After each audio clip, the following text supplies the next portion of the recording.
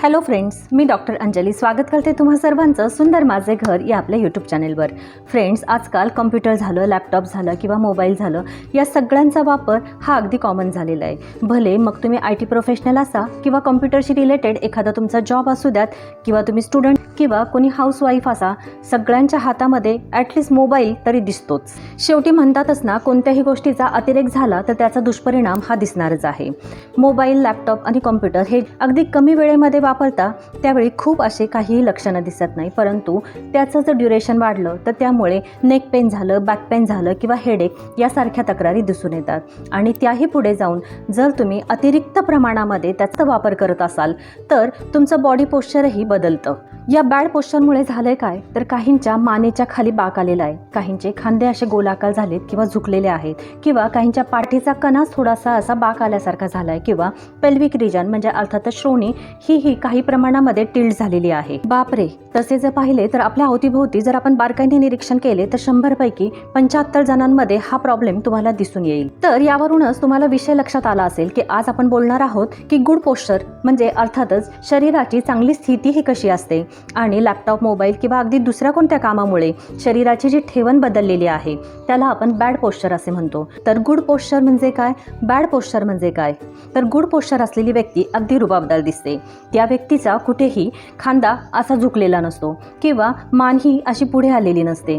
पाठीमध्ये किंवा मानेच्या खाली कोणत्याही प्रकारचा बाक आलेला नसतो. नेहमी छाती ही अभिमानाने फुलल्यासारखी दिसते.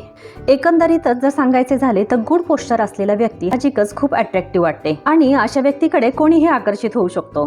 आपल्या पाठीच्या मणक्याची रचना ही याप्रमाणे असते, पण अननॅचरली बसण्याच्या, उठण्याच्या, झोपण्याच्या सवयींमुळे हे कर्व्स काही कालांतरानंतर बदलतात.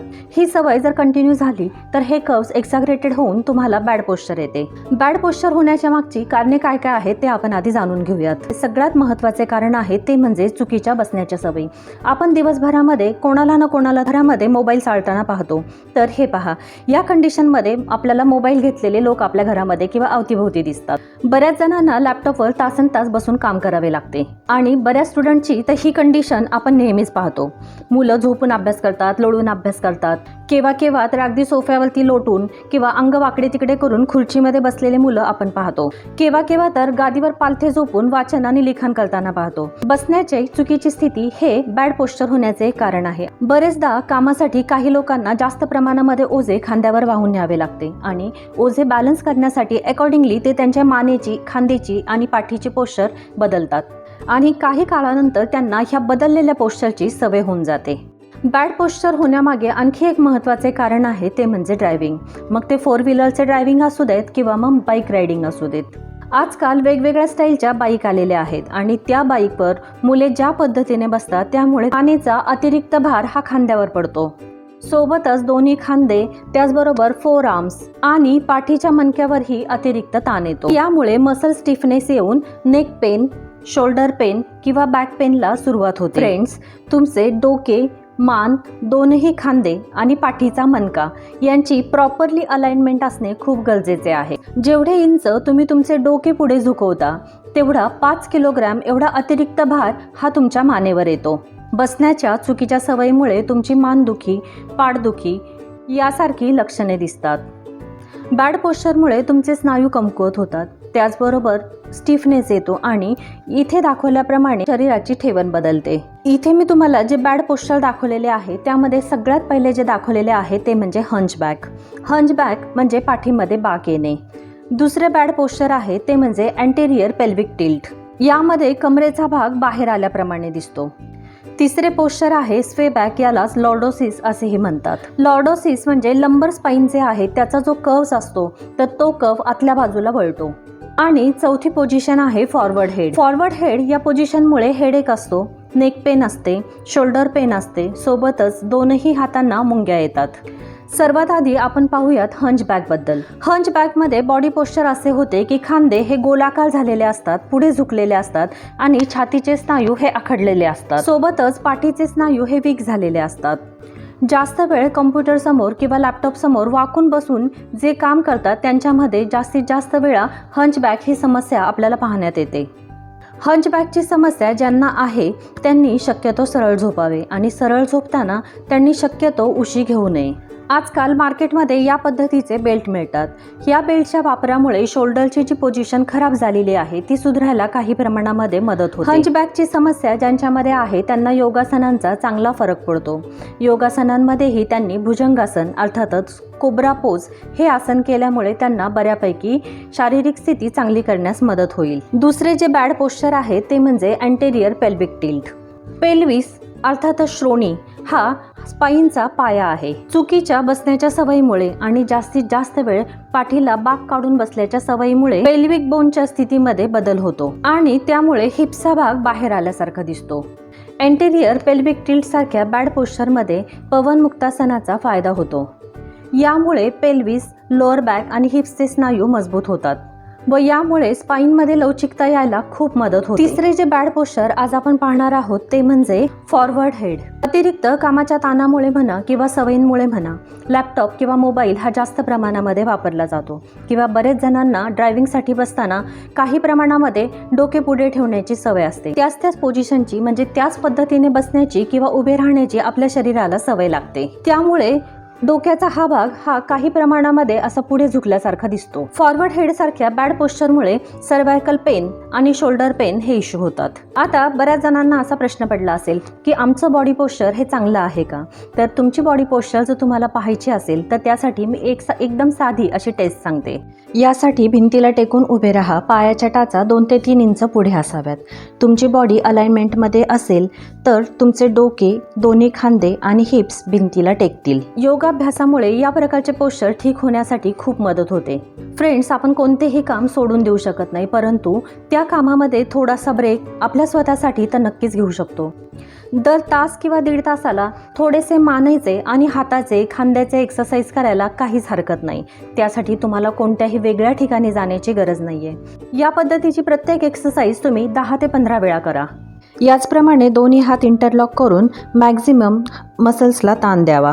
त्या प्रकारे नेक एक्सटेन्शनचे एक्सरसाइज केल्यामुळे नेकची फ्लेक्झिबिलिटी वाढते. ही फॉरवर्ड हेड सारखी जी बॅड पोश्चर आपल्याला आलेले आहे ते सुधारण्यास काही प्रमाणामध्ये मदत होते.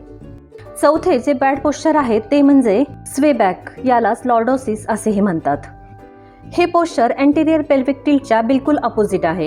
लॉर्डोसिसचा प्रॉब्लेम हा जनरली कोर मसल्स वीक झाल्यामुळे आणि हॅमस्ट्रिंग मसल्स हे टाईट झाल्यामुळे आढळून येतो. हॅमस्ट्रिंग्स म्हणजे गुडघ्याच्या पाठीमागच्या बाजूच्या स्नायूंना जोडणारा मसल. या प्रकारच्या बॅड पोश्चरमध्येही योगासनांचा चांगला उपयोग होतो. सेतुबंधनासनाचा तुम्ही नियमित सराव केला तर हे पोश्चर सुधारायला मदत होते. त्यालाच ब्रिज पोज असेही म्हणतात. साधारणपणे ही पोज ही 1 ते 2 मिनिटपर्यंत होल्ड करावी. या ठिकाणी हॅमस्ट्रिंग, बॅक आणि कोर मसल्सला ताण जाणवतो. सेतुबंधनासनामुळे स्लिप डिस्कचा प्रॉब्लेमही कव्हर व्हायला मदत होते. आतापर्यंत आपण बॅड पोश्चर्स कोणकोणते आहेत, बॅड पोश्चर्स नेमके कोणत्या गोष्टींमुळे होतात आणि त्यामध्ये कुठले मसल्स अफेक्ट होतात आणि त्यावर जनरली आपण कुठला उपाय करता येईल हे पाहिले. आपण सर्वांनी जर काही खबरदारी घेतली तर हा सगळा प्रॉब्लेम आपण निश्चितच सॉल्व्ह करू शकतो. तर मी आता तुम्हाला स्टेप बाय स्टेप्स काही गोष्टी सुचवत आहे. स्टेप फर्स्ट की ज्यांचा डेस्क जॉब आहे त्यांनी त्यांची चेअरची ॲडजस्टमेंट आपल्याला हवी त्याप्रमाणे करून घ्यावी. चेअरची उंची अशी ॲडजस्ट करावी की डेस्कची हाईट आणि एल्बो 90 डिग्रीजमध्ये आले पाहिजेत. पाय जमिनीला टेकवलेले असावेत आणि उंची कमी पडत असल्यास पायाखाली बॉक्स ठेवा. दुसरी स्टेज अशी आहे की आपल्या शरीराची ठेवण ही 90 आणि 90 डिग्रीजमध्ये ठेवा. या पिक्चरमध्ये तुम्ही पाहत असताल की आपले हिप्स हे 90 डिग्रीजमध्ये असावेत. नीज अँगल म्हणजेच गुडघ्याचा अँगल 90 डिग्रीज असावा आणि अँकलचा अँगल ही 90 डिग्रीजमध्ये असावा. पाठ टेकून जर तुम्हाला खुर्चीमध्ये सरळ बसता येत नसेल तर पाठीला सपोर्ट करण्यासाठी विशिष्ट प्रकारच्या पिलोज मिळतात. या पिलोज ह्या खूप सॉफ्ट असू नये, त्याचा प्रॉपरली सपोर्ट मिळून तुम्हाला पाठ अगदी ताठ करून बसता आले पाहिजे.